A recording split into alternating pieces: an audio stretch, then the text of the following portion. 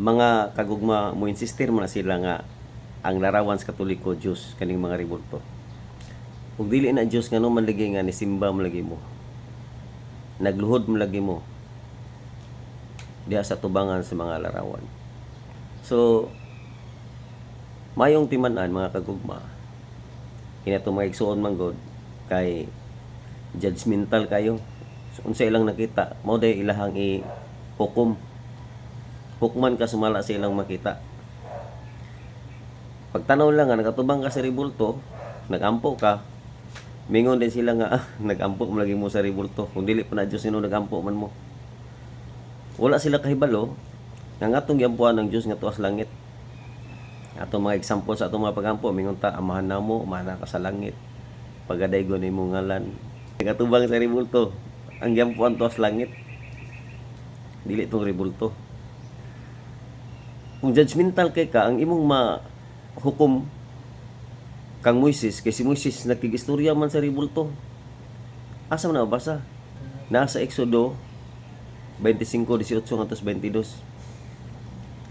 Si Moises nagkigistorya sa Dios, nagkatubang sa rebulto ngano man. Kay kung imong basa ng Exodo 25:18 hangtod 22, ang Dios mismo nagingon, Moises, magbuhat kag duha ka larawan sa kerubin.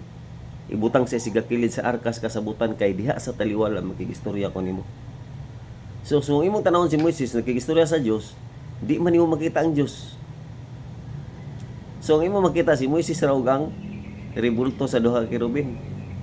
So tanaw ka ni Moises makayon kanon sa si Moises nga nagkigistorya man sa rebulto. So kung judgmental kay imong nauna, makayon ka nga nayabag naman siguro ni nagsimba magrebulto, nagkigistorya sa rebulto. Pero si Moises mismo, ang iyang kaistorya ang Diyos. Kaya ang Diyos may nagingon nga diha sa taliwala sa rebulto mag-istorya ko nimo. So muna ang inyong pananaw. Judgmental kayo mo. Magtanaw mo sa Katoliko, nag-istorya ang rebulto para ninyo. Pero ang Katoliko dahil nga sa iyang kasing-kasing nag-istorya siya sa Diyos. Nga tuwas langit. Kano yung argumento ba? Atong gamiton against ninyo na kung unsay atong giatubang mao ang Diyos diha sa atong pagampo. So pwede mi moingon nga kamo nga mga dili Katoliko ang inyong gisimba tiki.